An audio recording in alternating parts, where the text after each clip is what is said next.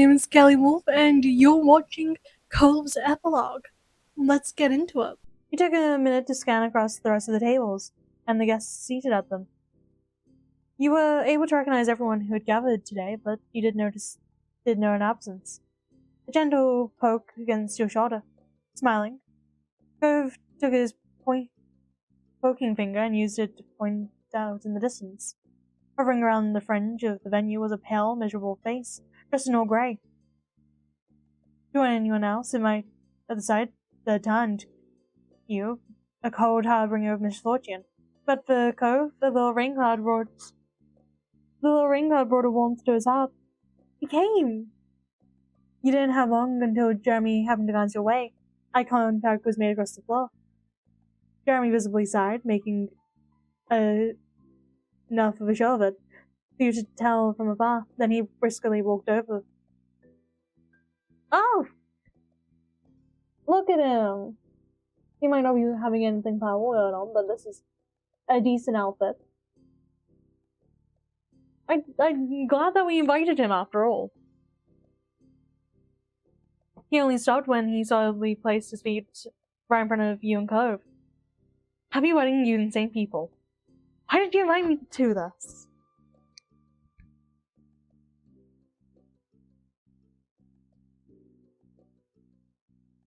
Because I wanted you here. Thank you for coming. He snorted through his nose, adding an uncomfortable huff for good measure. Then you pulled him into a hug. Look at Jeremy now. It took a second for reality to strike him, but you knew as soon as it did. Because he let out a whispered screech that was akin to a hiss. Let me go! Jeremy completely wilted, scrubbing at himself, trying to remove the warmth of your arms from his skin. I'm sorry. Are you okay? Jeremy couldn't handle the affection and wasn't able to meet your eyes when he groaned his answer. Whatever. Cove watched the interaction joyfully. There would always be a spot in Cove's life for the difficult man in front of him. Thank you so much for coming. It wouldn't have been the same without you. True, it would have been better. Well, it's nice of you to want to come share the suffering. Misery loves company. He was sarcastic, but it was far more than playful than dismissive. You should come to visit more often. He smiled teasingly. I just hope that won't end up happening, but I've never been lucky. Is Pran doing well? That was a rare subject that could have drawn Jeremy's very limited soft side. He smiled without sarcasm.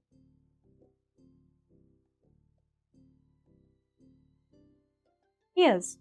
He actually is. It's better every day since we graduated. He's a nicer guy than me again. That's so great. Are you ever gonna let us see a picture or something? Maybe put him on a call with you? Nope. He thinks it's funny that you've only ever heard him secondhand. Aww. But he did say congratulations for getting married to strange people in a completely different town who won't leave me alone. Thanks, Pran. Yeah, thanks from us. The delicate sweetness when he showed dried up. He was finished being caring. Whatever. How class is going? They're a pain, but it's initially better than high school. Yeah, after that. He crossed his arms as his eyes drifted over the scene, searching for something. In a low mumble, he changed the subject.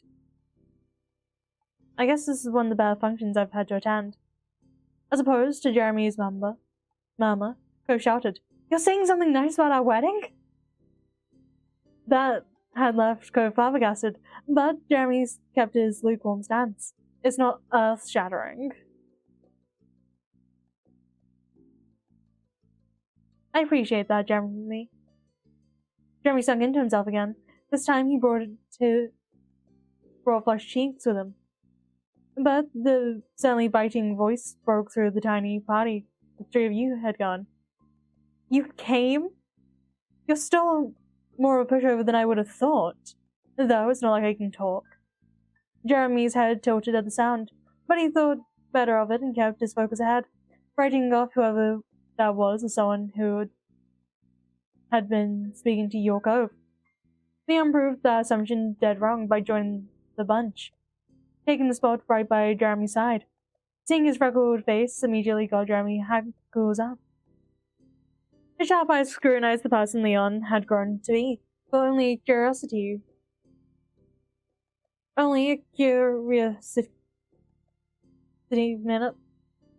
minute before shifting his gaze to the two of you, entirely unimpressed.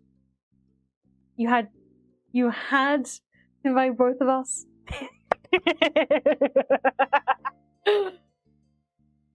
Oh, yes. Cove didn't have any explanation, he only shrugged out of awkwardness. Oh, you recognize me? I'm stunned. Bleaching your hair isn't to disguise shallow, and neither is taking off a hat. Every word was bone dry, and Leon stayed cautious. Caustic. You'll be surprised how many people don't live up to that low bar. Hats off to you, Marion. Why you call me by my middle name? Because I use my middle name now. Jeremy's perpetually narrowed or drooping eyes actually fully opened. They dropped down to their usual place before he responded. Well, I'm not a snoop like you are, so I have no idea what your middle name is. Are you gonna tell me? Jeremy's blazed reaction changed to drain some of the acid out of Leon's demeanor. He didn't mind Jeremy's shot at his character at all. It's Leon. Fine then, Leon. I know what to call you when we hopefully never speak again. Your sensitive husband rapidly looked back and forth between the two men, in distress over Jeremy's potential distress. But you weren't the only one who called the anxiety of coming off of Cove. Leon made an attempt to lighten the mood further. Hey, at least we're old enough to legally drink now. We couldn't do that when we were pushed together in those group meetings. But why would I want to drink around someone like you? Leon actually snorted, a laughter from disbelief. What do you think I'm gonna do? Jeremy simply continued to sarcastically muse. Do I want to know what someone like you might do? Alright, you don't have to have alcohol. You can have juice. I know they're gonna have that. I don't like juice. Leon was able to respond casually, feeling more and more at ease exchanging lines with Jeremy. I know that. You don't like any drink, but you have to suck it up. Life's misery, right? Come on! Jeremy started to shrink into himself and grumbled. Sounds like a terrible idea. But he still did. Jeremy gave a slight nod to count his goodbye before stalking off towards the drink counter. His old group mate followed behind step by step. Leon waved nonchalantly without turning back to face you. See you! Having spent the entire exchange as an observer, Cove recalled that he could speak and sputtered out his own goodbye. Bye. Thanks for coming. Enjoy the party if you can. Cove's days from the encounter continued to linger as he watched them go with the bemused expression. He literally shook it off by shifting the upper half of his body side to side. Then he spoke lightheartedly. That could have gone worse.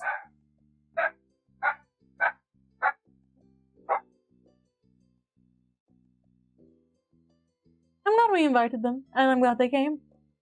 Cove lifted his shoulders enjoyably, but the smile on his face was content. It was what it was. Table to table, you continued to reach each attendee of your wedding. From family who flew in from Hawaii to be there, to those who lived right by your place, you appreciated everyone who took the time to come and celebrate this day. There was so much to go around, every conversation was just as enjoyable as the last. The one person you hadn't seen during your round made himself known when Baxter's voice echoed through the space, amplified by a microphone. Good evening. Thank you all for attending the wedding of Callie and Cove Walpolden. Exciting. We will now begin the bouquet toss. The smattering of applause and light murmurs followed the announcement. Baxter let that settle before continuing. Cove, Callie, please come to the open area in the center. Anyone who wants to play can.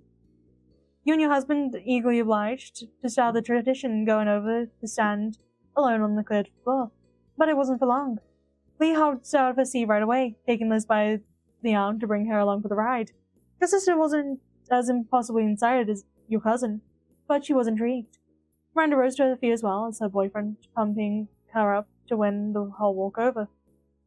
She giggled bashfully and waved Terry while waiting in the forming crowd. Derek decided to get in on things as well, grinning amusingly among the rest of the players. Leon pointedly took a seat at his table with a freshly obtained drink. He then looked the other way, fully ignoring the game. Jeremy was standing, but watched from a great distance, very much not to be close enough to be considered part of the crowd. Kara looked on at the group, taking a second to consider it, but ultimately she became another member of the game. She strolled over to the collection of younger folks and called out for Cliff to come join her. Come on, don't be such a snore. He shook his head, sinking lower into the chair. Lee, Miranda, Kyra, and Liz all began to jump up and wave, encouraging Cliff. Harry spoke up from the next table over. You can do it, man. Right. All right. He used the edge of the table to push out his chair and stood up. The ladies cheered as Cliff strode towards the crowd. Your moms giggled, leaned closer to each other, and whispered amongst one another. They were eager to be an audience members to the spectacle, and no one else motioned to join. So back to get things moving. Thank you for grouping up in such a timely manner. We've got a wonderful crowd for this. Now keep your eyes on Cove and Callie. They will be tossing the bouquet in only a moment. Callie, Cove, all you need to do is look the other way and throw your bouquet to the waiting audience.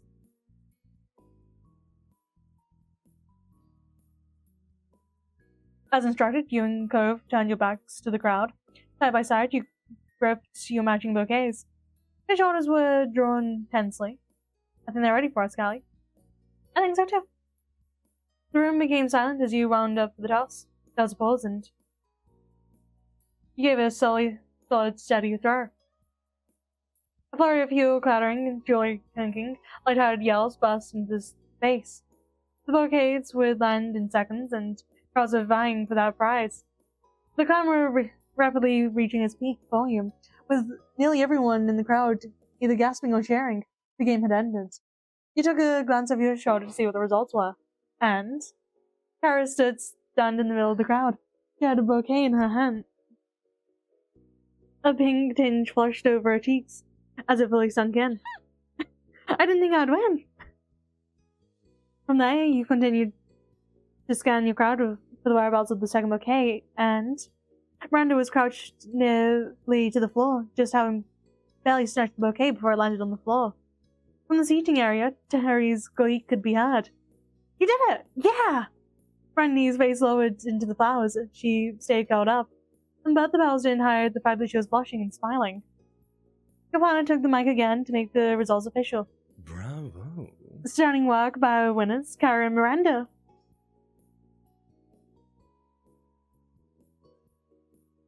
Yes! I was shooting for you!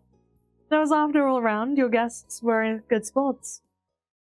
As ever, Baxter was able to manage the flow of the day on your behalf. He took the mic and addressed the assembled crowd. His clear voice resonated through every speaker. Could everyone return to the seating area for our next event? Our guests of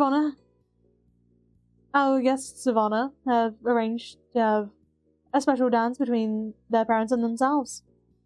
Your eyes met Cove's aquamarine ones as you instinctively glanced towards each other. Your expressions brightened before you stepped apart, ready for the event. Your moms radiated with joy as they approached. They took each one of your arms and entwined it with their own. The three of you made your way over to the open spot in the dance space, in front of the reception area. Up close like this, you could not only see the pride event in their eyes, but a tail shine of teary eyes. As the music began, Mom broke away, allowing you and Maya to dance first together. While you flowed and swayed in time with the tune, Maya took the opportunity to speak to you. Her voice was soft and low, preventing her words from carrying outside your little bubble. It means so much to me to see you like this. All we've ever wanted for you and your sister was for you to have a good life. I hope you'll always be as happy as you've been today. Touched, you felt a prickling emotion in your own eyes. Ma spun you around and handed you over to Mom. You picked up the rhythm instantly and you got into the swing of things just as you had with Ma. You're fantastic. You're doing great, kid. She squeezed your shoulders where she was holding you and bopped to the music. You had always been very physical in her affection, though not always conveniently so. You were somewhat relieved that she had not chosen to pinch your nose in front of people on your wedding day. She gripped your shoulder again. You really are. You smiled back at her, lost for words. You loved your mom so fiercely that you were overwhelmingly grateful that they could be here with you for this.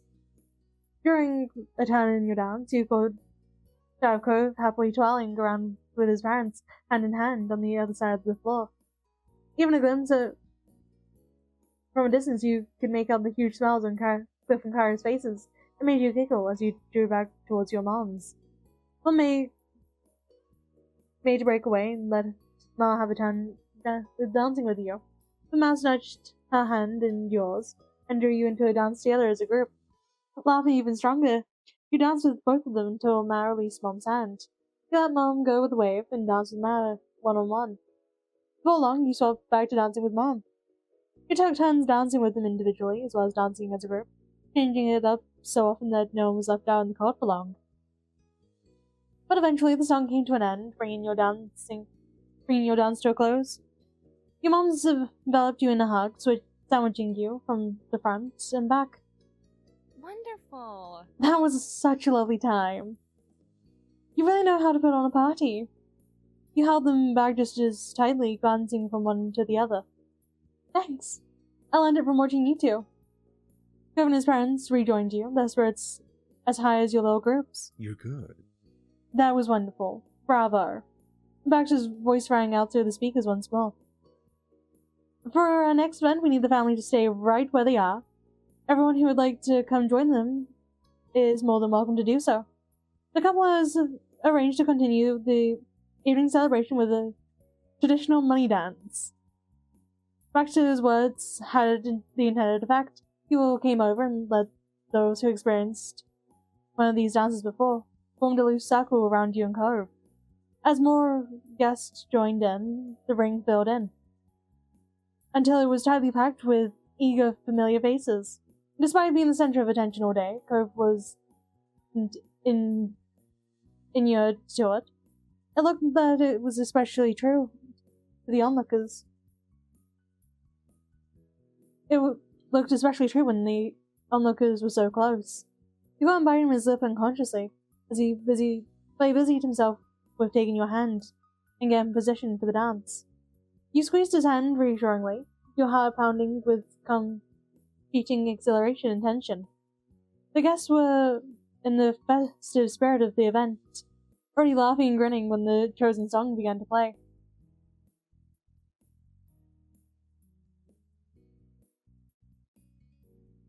The money was thrown into the air.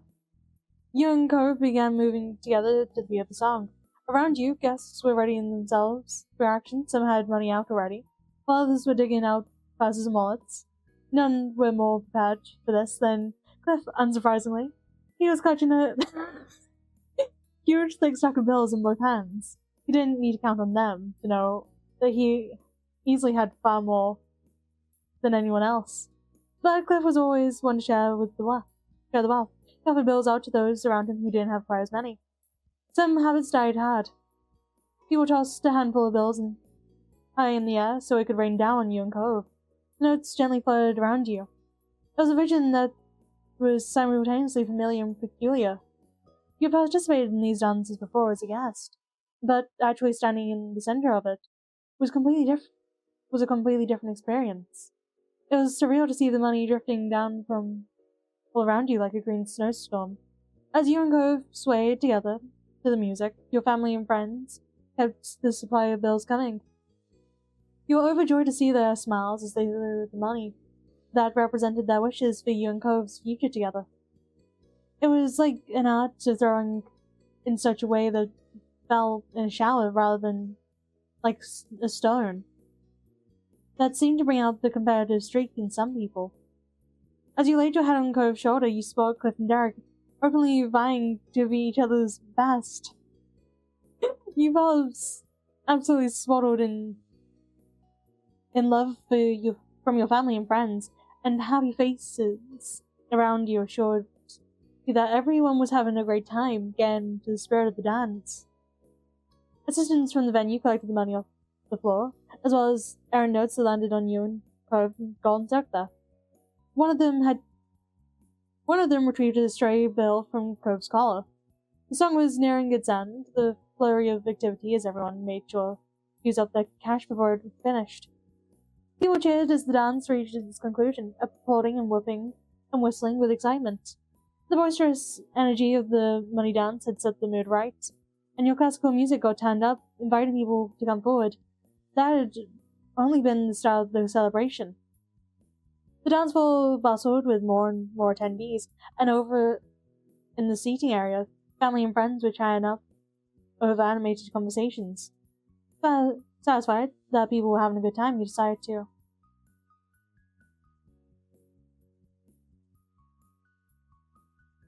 Oh, we can't invite Badger to have a dance. How sad. Dance with everyone. You happily shimmied into the crowd, ready to make the most of the occasion. It wasn't often that you got together up with the people most important to you like this, and even rarer for it to come with good music and the opportunity to dance. Lee, Terry, and Miranda had already kicked the party off, jumping and trying around exuberantly to the music. Miranda squealed as you approached, grabbing your hand and pulling you into the group. You got into the rhythm of things with them. But of course, you continue to spend time with the whole bunch, the song after song. But of course, you made sure to save some dances for your new husband, too. The merrymaking continued right until it was time for dinner to be served. Well, the action must have helped them work up an appetite, as the guests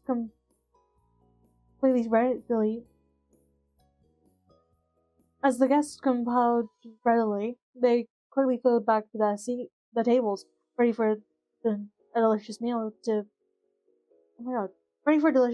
as soon as it was announced. You sailed right into your seat to the head of the table. Poe got up in his own chair excitedly, reaching over for a napkin, wrapped silverware, in preparation. He was ready for dinner. A waitress covered in black from top to bottom came to stand across from you.